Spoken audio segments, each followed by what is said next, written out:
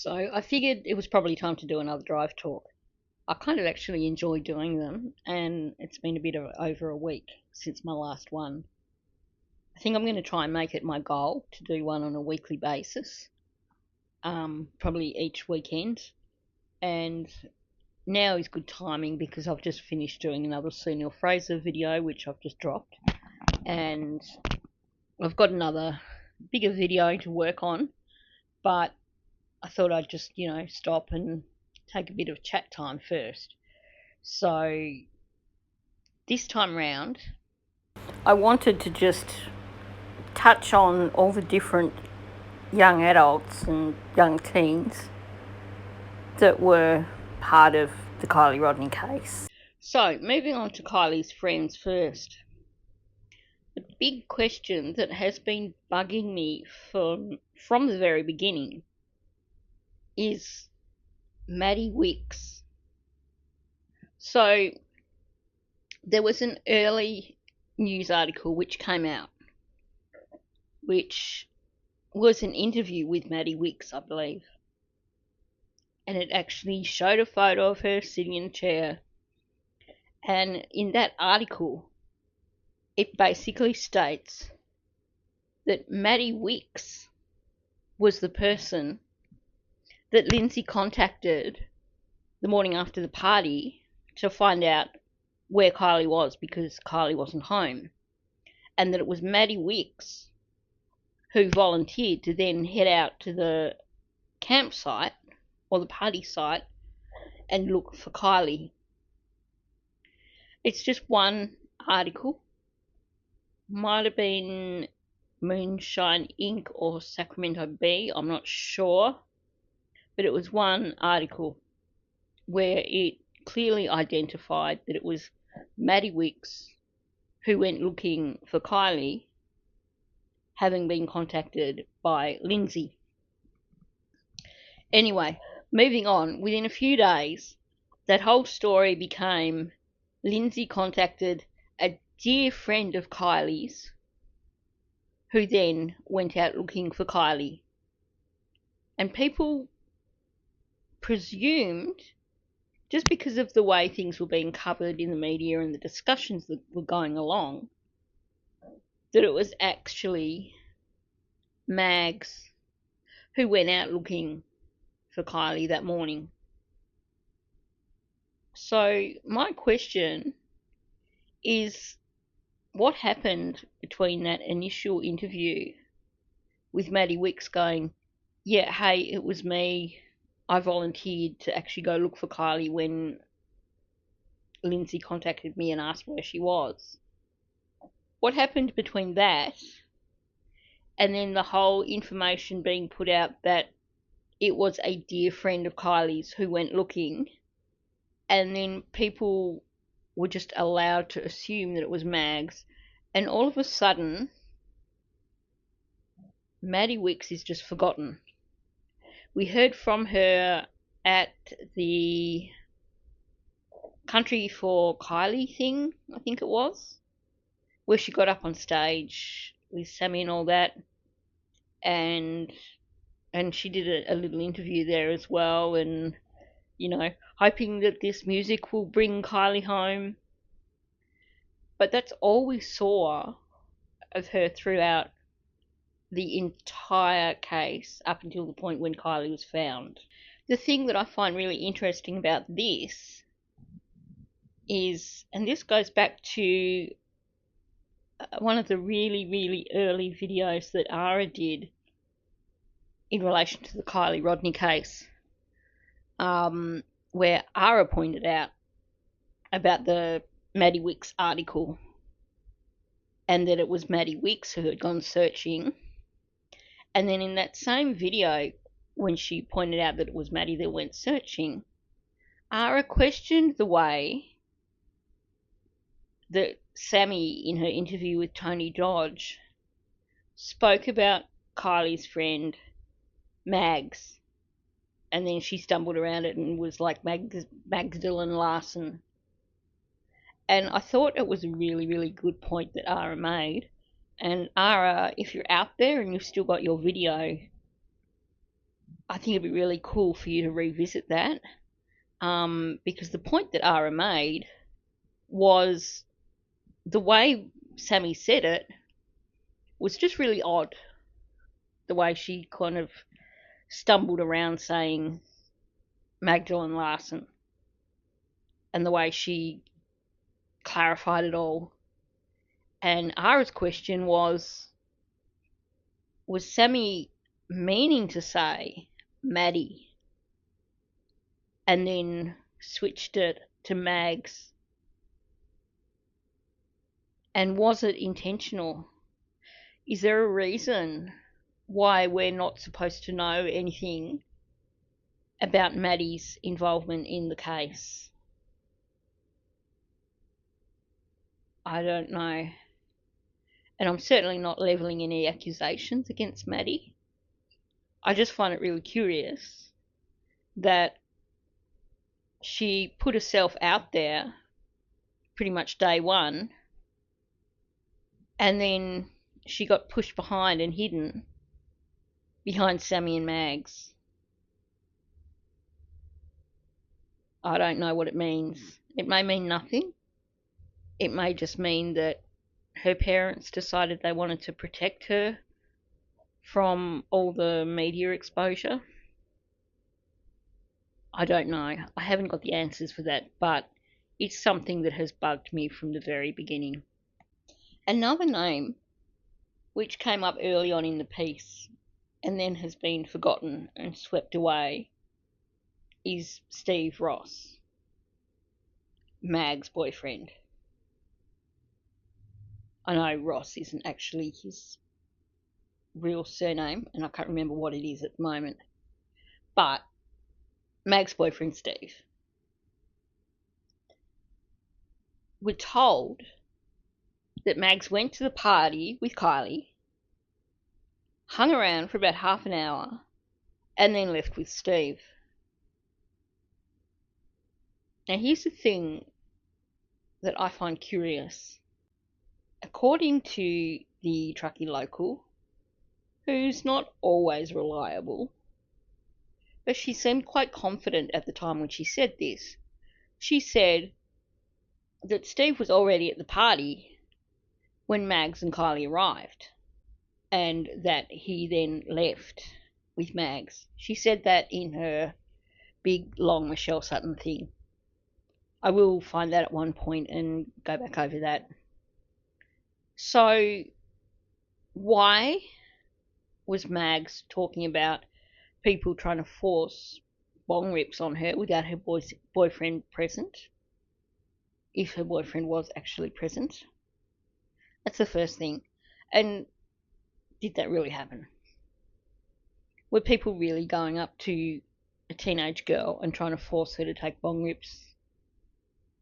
I wouldn't say force. Maybe people were offering them to her. Maybe there was a bit peer pressure, go on, you want to. But I wouldn't call that forcing. But like I said, who knows? There's some really weird stories around this case. So who knows what the real story is with the bong rips. But without my boyfriend present, it was just really weird the way Mags said that. Like it counted somehow that these other boys were trying to force bong rips on her without her boyfriend present. It was just really, really weird.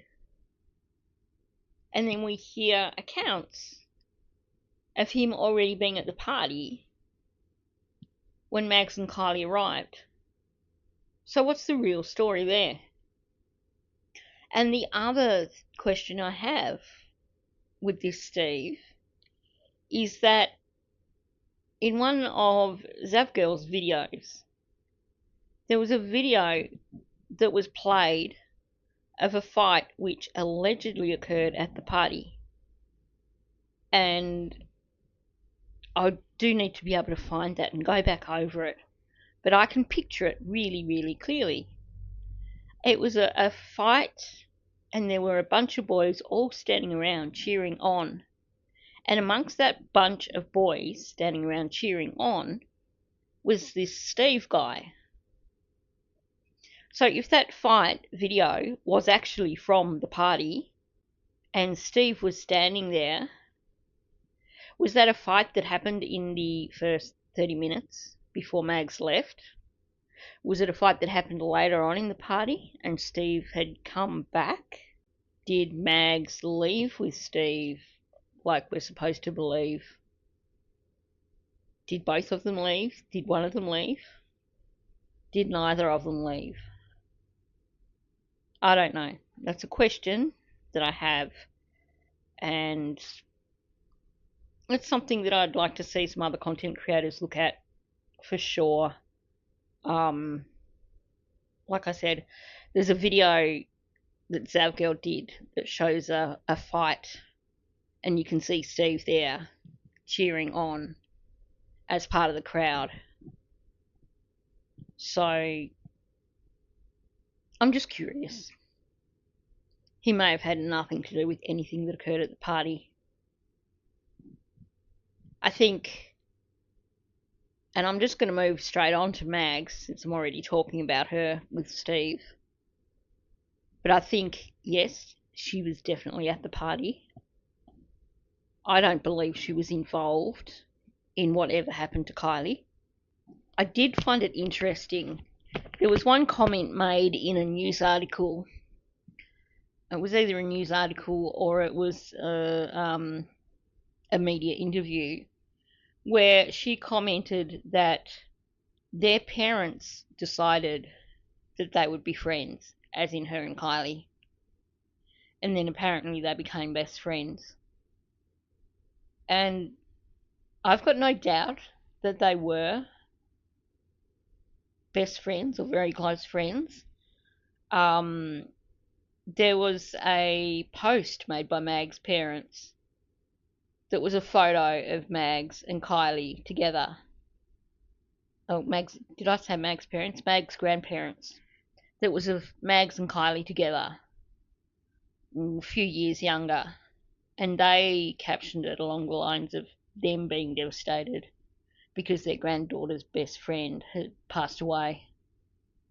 So I think even if originally Mags and Kiely hadn't become friends out of their own choice, I think that they had become close friends, possibly best friends, who knows. I really feel that the reactions that we see from Mags when she's talking to the media, they strike me as trauma reactions. Like I said, I don't think Mags was involved, but I think that she knew something, and whatever it was that she knew was utterly devastating for her and traumatizing for her. I may be wrong because I've never had a teenage friend, just go missing, but it seemed like a huge reaction for someone whose friend was just missing. It seemed like a far deeper reaction, like she believed that her friend was no longer around. It's not something I've ever experienced. It's not something that I'm an expert to speak on, but I do think that Mags knew what happened. And it breaks my heart to think that this poor girl is trying to live with this horrible secret. And I don't know how she must be just getting by in life. Those kind of secrets just don't leave you alone, I'd imagine. And if she knows of something truly horrible that happened to her dear friend, that's going to eat away at her forever. And perhaps she's too scared to speak out. Perhaps when she's 30 or 40, she's going to be hating herself for not speaking out. I just hope that there's someone close to her who can give her the emotional support that she needs. And if she does know something and it is weighing at her, I really hope that she can find the strength to speak out, because it is going to eat away at her. It's never going to go away. It would have to be one of the most horrible secrets to have to hide, to know that someone did something to a dear friend of yours and be unable to speak out. That's just my thoughts on Mags anyway. There's nothing that suggests to me that she had any sort of nefarious intent. Although I am going to point out that outdoors press release that they did, and there's lots of video footage of the various teams, there is a very distinct injury on Mag's leg. Doesn't necessarily mean that she was there or that she was involved, but definitely Mags is one of the teens who had injuries following Kiely's disappearance. I think it is important to note here, though, that apparently Mags lived quite close to Sammy Smith. I think that's significant, and we did see Mags with Sammy a few times doing interviews. There is definitely a history between those two girls. So it's not a stretch to ask if perhaps Sammy used Mags to get Kiely to the party. That's been put forward a few times by people. And you know what? It is a possibility. Perhaps Mags was caught between two friends. If you grow up down the road from someone, maybe you do become good friends with them. Maybe she was friends with Sammy and Kiely. And maybe she got caught in the middle. And maybe she was used to lure Kiely to the party. That would explain her leaving after only half an hour if she didn't want to be at the party. So I certainly can't criticise the theory that Mags was used to get Kiely to the party by Sammy, because we know that there is definitely a history there between Mags and Sammy. They live very close together. We've seen that they are friends. I don't know if they're still friends now. It'd be interesting to find out. But definitely, Mags has those links with Sammy and Kiely. Definitely makes you wonder. So, let's talk about Kylie's friend Kate. And I'll keep this pretty brief. So, it's become pretty clear that Kate comes from quite a Christian family. Her family go to church every week. Kate goes to church every week and she's highly involved with her church. I've heard it said by multiple locals that Kate is not the sort of girl who would have gone to one of those parties, and she probably wouldn't have been allowed to go to one of those parties. It just wouldn't have been her thing. Sounds like she was a good girl. And I think that I know people criticise her heading off to Europe around the time that Kiely was missing and when Kiely was found, but I think that was her parents protecting her. I truly believe that Kate had nothing to do with whatever happened to Kiely. I believe that she wasn't at the party. There's never been anyone come forward to suggest that she could have been at the party. And like I said, she has a reputation in the area as being the good girl from the Christian family who just wouldn't involve herself in those kind of parties. Which, of course, goes to the creme brulee comment, because I know people had a lot of fun commenting on, were they making creme brulee as in some sort of alcohol, or was it something to do with MJ, or did they genuinely make creme brulee? And I think when you think about it, we heard from Lindsay that Kylie liked to cook. And of course, this is a kid that grew up in the back country. She was stuck at home for so many months of the year when they were snowed in. So she would have learnt to cook. And yeah, sure, creme brulee is apparently complicated. I've never tried to make it, and personally, I don't like creme brulee, so I'm not going to try and make it. But I can imagine that for a girl like Kylie, learning how to make creme brulee would just be sort of par for the course.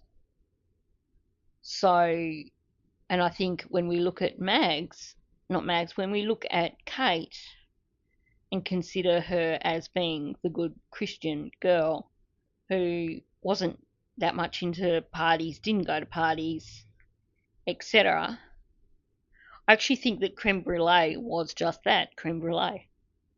That they were making themselves creme brulee, the dessert. Full stop, end of story. I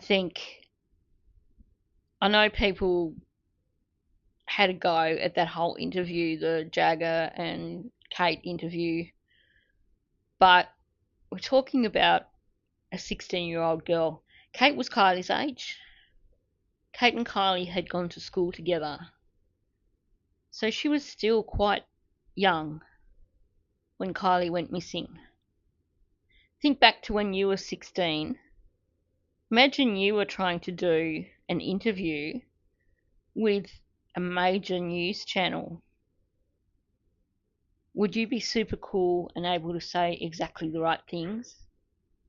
It would be really hard. It would be really scary. So I really don't read anything into the things that Kate said in that interview.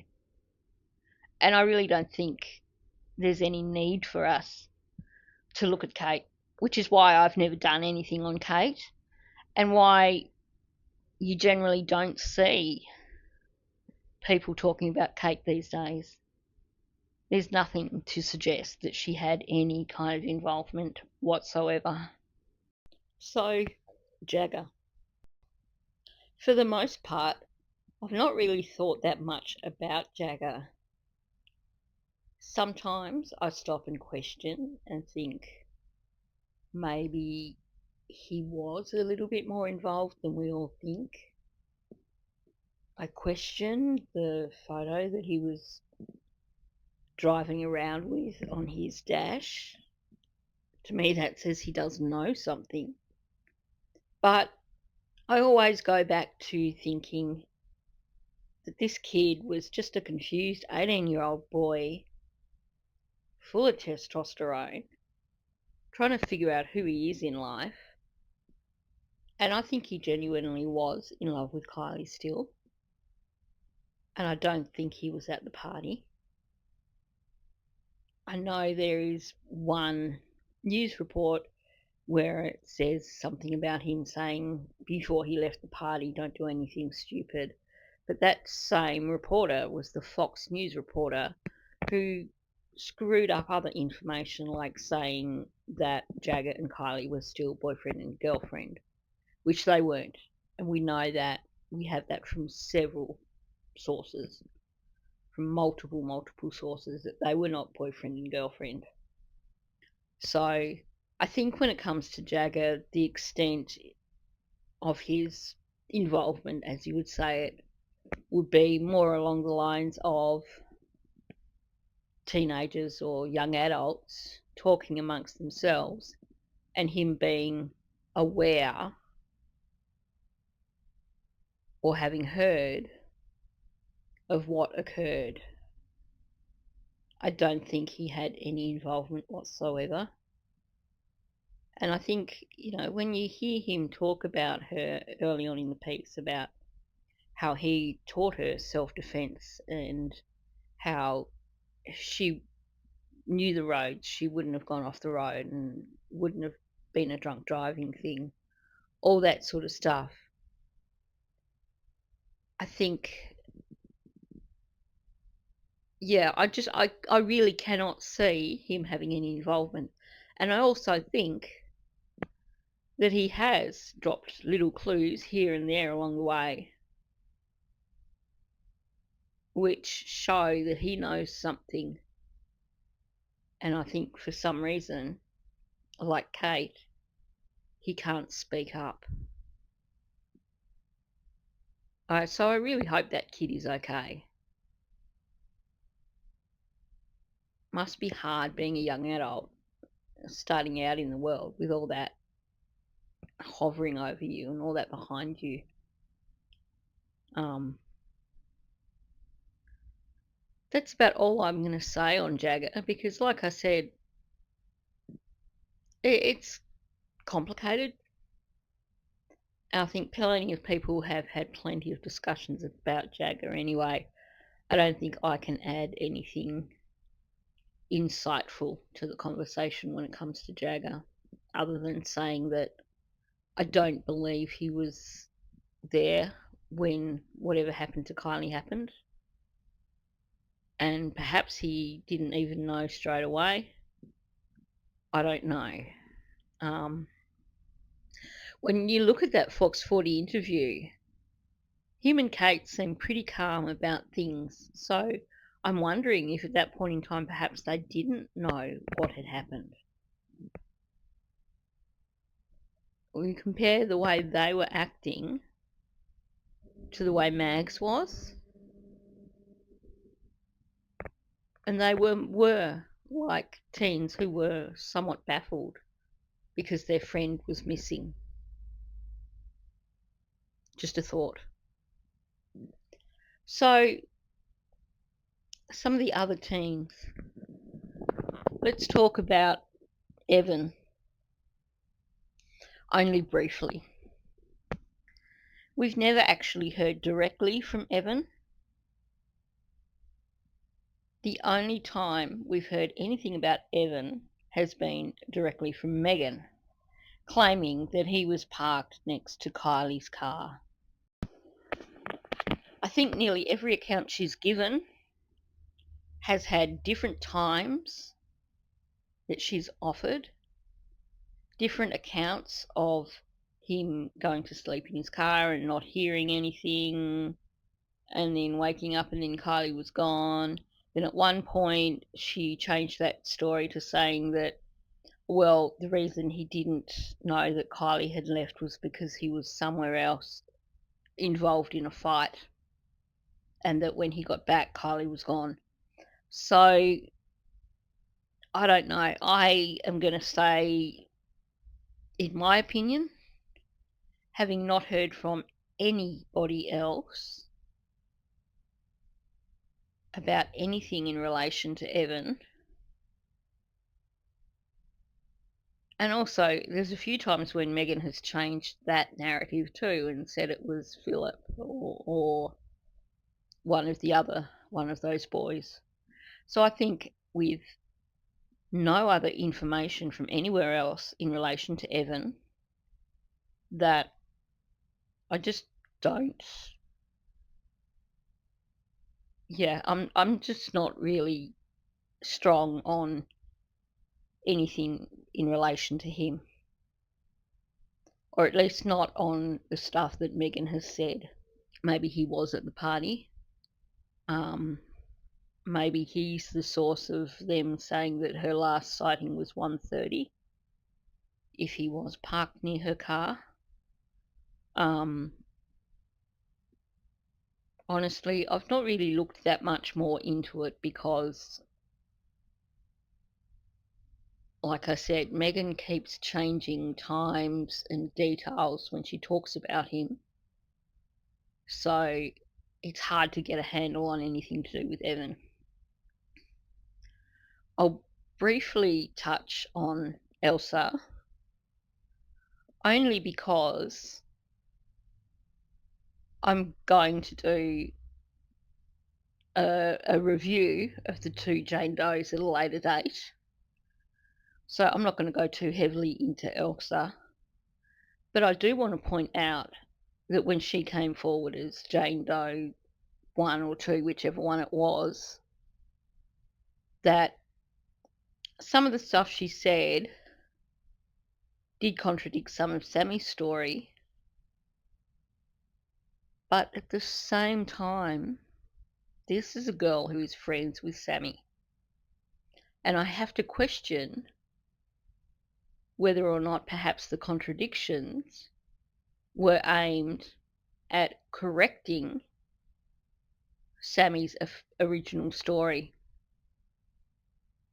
Perhaps they realised they needed to change the narrative, and rather than being dumb like a certain individual that we know who just basically comes out and changes the narrative anytime she gets caught out, perhaps it was put to Elsa, well, we need to change the narrative, so you're going to come out and you're going to speak to a creator so you can change the narrative for us. And it might make Sammy look a little bit bad, but it's going to help to clear her name. I'm not sure. I'll have to look at that more closely when I do actually have a look at the Jane Does 1 and 2. So that's Elsa. That's all I'm going to say on her for now, because like I said, I think I am going to do those two videos, which means that I will be focusing more heavily on her. But here's something that I've noticed, and I think it's going to be something that I go into in more detail, probably on a live, because this is already a really long video. But Sammy organised the party. Sammy was the social butterfly. We've seen so many images of her being the party animal, surrounded by all her friends. So how is it that with Sammy organising the party, Sammy apparently being with Kiely all night, and yet the only people who we've really heard anything from or about are those people who are in Kylie's friendship group? Did Sammy's friends not go to the party? Or did Sammy's friends go to the party and not hang out with her at all? Because if you look at it that way, if Sammy's friends were at the party, would they not have also been hanging around with Sammy and Kiely? I'll leave you with that as food for thought. And like I said, I think this is something that I'll delve into a little bit more on a live, because there's so much more that I could have covered in this video, and I realised that I just didn't get through it all, and it's well over half an hour long already. So I guess stay tuned.